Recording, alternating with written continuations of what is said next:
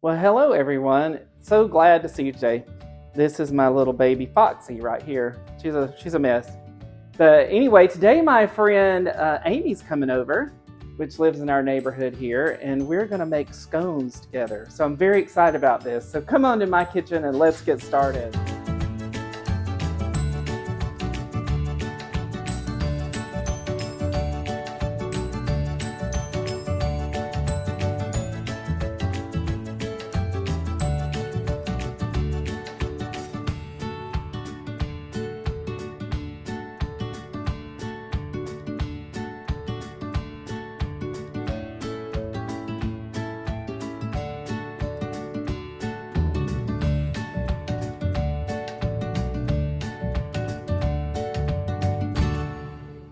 Okay, here we are. This is my friend Amy that I was telling you that was coming over to make scones. So Okay. she's going to walk us through the process. You want to introduce yourself? I'm Amy, friend of Gary's and neighbor, and today we're going to make scones, which I know in the UK it's pronounced scones, which sounds really weird to my ears. So we're going to call them scones. And the best thing about scones is that they're easy, and you have pretty much everything you need already in your pantry and your fridge, and there's a million different ways you can make them. So we're going to make some combinations That's today. awesome. So first, in our bowl, we've got 1 3/4 cups of flour. I use gluten-free flour because I like the texture in a scone. You have White Lilly, Yes. which is a great light baking flour. 2 1/4 teaspoons of baking powder, a tablespoon of sugar, and a 1/2 teaspoon of salt. And we're just going to sift it into our bigger bowl. And this just gets out the bigger clumps that can happen as it sits, you know. I'm not the best sifter in the world, never have been. But the best thing about scones is that you don't want to overdo anything. It's just easy. You mix it together and then you're good to go. You're way faster than me. I got little clumps here. Well. You can go ahead and proceed if you want. I will continue. So then you take a 1/2 stick of butter, unsalted, for this. And you can cut it into pieces, but we're going to use a pastry cutter to blend it into our flour mixture. Excellent. And you want it to be... Let me move this out of the way. Crumbly. You don't want big chunks of butter still in it, and you don't want to overwork it. So, pastry cutter. Pastry cutter. I'm getting there. I just have a few more clumps there. And you just keep rolling back and forth. All righty. So I'm putting my butter in there and catch up with you. And our oven is preheated to 450. And this is great, especially going into the fall when you have all the company for game weekends. You can throw together a quick breakfast. And I like scones because they're not sweet and cakey like a muffin. They're more like a biscuit that's just gently sweet.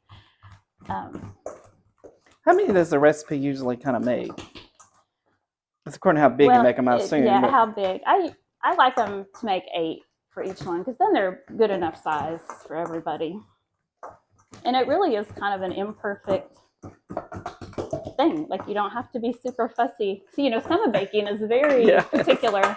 And this isn't like that. Yeah. So that's good. Kind of like that, or, you know. Well, I'm going to catch up cutting with you for a second, and then we'll come back.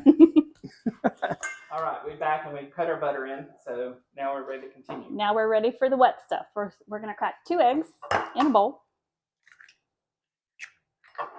Do you know if you get shell in the bowl, the way to get it out is with the shell? I have used that actually, yes, and it works. I tell you it does, for real. Okay, so we're going to beat that up real fast. You're way quicker than I am. I'm a slow cook. I'm a slow cooker. Slow food. That's the whole thing. That's the whole. All right. Okay. And we're going to mix into here 1/3 cup of heavy cream. And I know you think, oh, I don't want heavy cream because all the fat. But you really have to have. It's on the inside. That's something. You really have to have at least 36% fat in creams and like if you want to whip, you know, make like a meringue or quiches, like you actually need at least 36% fat in there. So you're going to mix that up. Okay. I guess I go because I'm slow. You're slow. You may go. I'm getting it done. Can you see it? You got it whisked in there. Okay, so once you get it mixed up a little, okay, you're just going to put it in the middle of your dry mixture, and you want to save a little bit of it that we're going to brush on the scones before we put it in the oven. Like 2 tablespoons, give or take. Okay. Oh, gotta take jewelry off. So now, oh, that okay? That's fine. Yeah. So now just take your hand and start scooping it around. I like it when you put your hands in. That's what I do when I make my breads. I have my hands in there. Yeah, you have to feel it. Yeah, I feel it. So you don't want to overmix it. You just want it to come together to where it'll kind of hold a shape.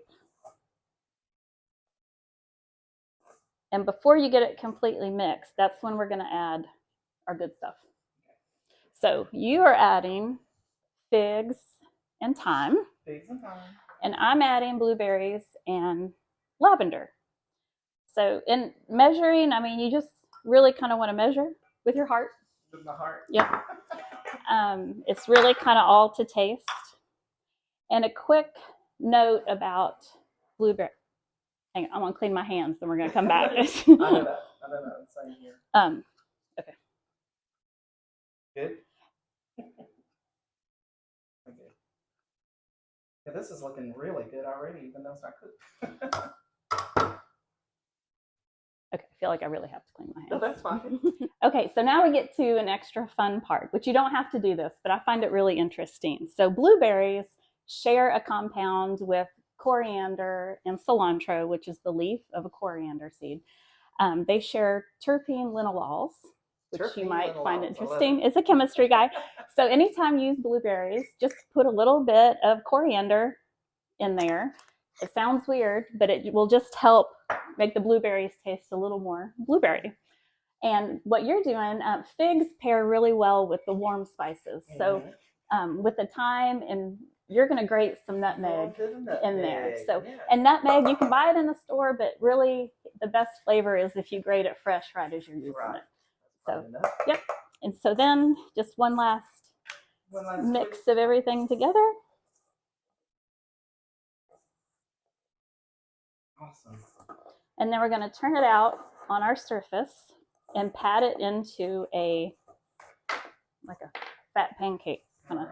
All right, we'll be right back with that. Hold on a second. Okay, so we're taking some of our egg mixture and we're brushing just the tops. Let me give it that golden brown color. Yeah. And then, Gary, you can do that. Okay. Last time I was here, we made vanilla sugar, and that's what that is. And you just sprinkle it? Grab some and sprinkle it on the top. Okay. Just for a little crunch. And then we're going to bake them for 15 minutes. Is it 450? 450 until they're just, golden. You don't want them.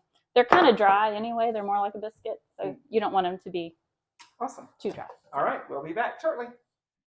Okay. So we're going to talk about some of the combinations that are great for scones. And so I love pairing fruit and herbs. And if you drink cocktails, pay attention to the combinations they do in that.